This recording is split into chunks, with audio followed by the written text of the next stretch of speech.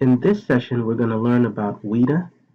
We're going to learn how to use the WIDA tools for lesson differentiation, discuss how sheltered instruction models help you become a better teacher, and introduce the 8 components of the SIOP model. What does WIDA stand for? In 2002, an EAG grant provided initial funding for the organization that would become WIDA. 3 states were involved in the grant: Wisconsin, Delaware, and Arkansas. So the acronym WIDA was chosen for the name. At the last minute, however, Arkansas dropped out, and world-class instruction design and assessment was created to fit the acronym. As WIDA grew, the original name no longer adequately described its mission. Recently, WIDA decided to stop using the acronym definition. Now WIDA just means WIDA. But as for what it stands for, the mission, WIDA advances academic language development and academic achievement for linguistically diverse students through high-quality standards, assessments, research, and professional development for educators.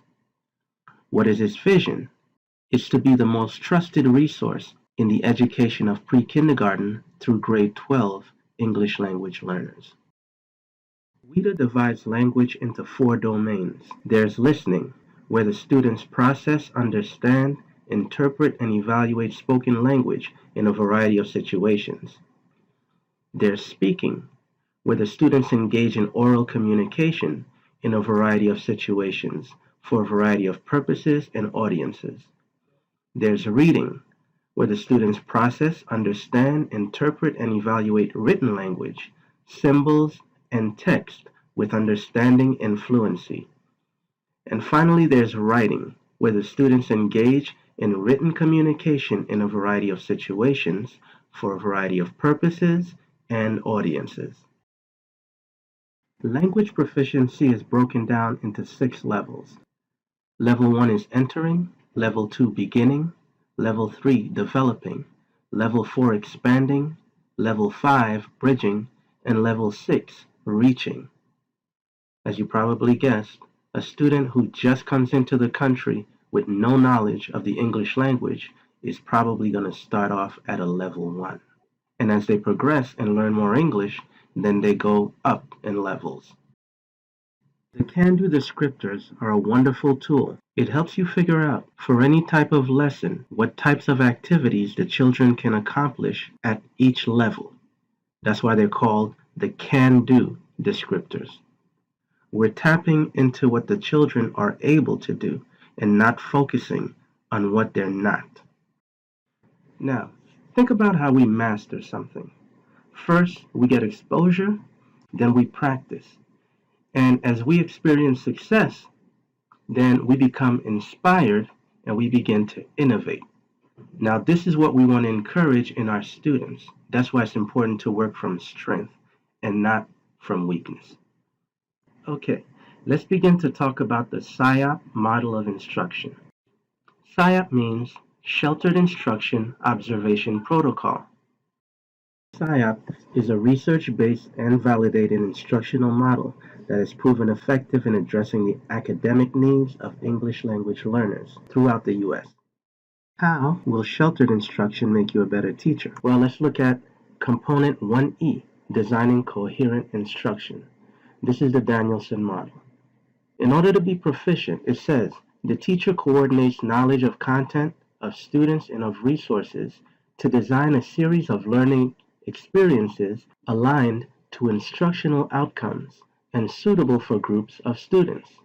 The lesson or unit has a clear structure and is likely to engage students in significant learning. Well, clearly, if the students don't understand or can't participate in your lesson, how can they be engaged? So therefore, in any lesson where you're making sure that the students are able to engage in the lesson at any level is going to make you a better teacher.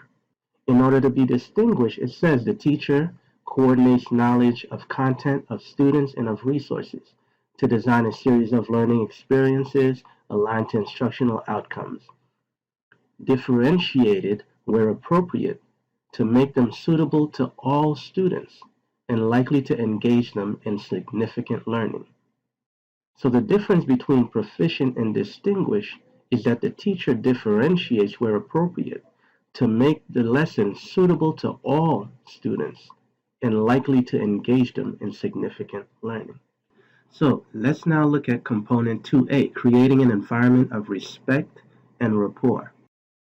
In order to be proficient, teacher-student interactions are friendly and demonstrate general caring and respect.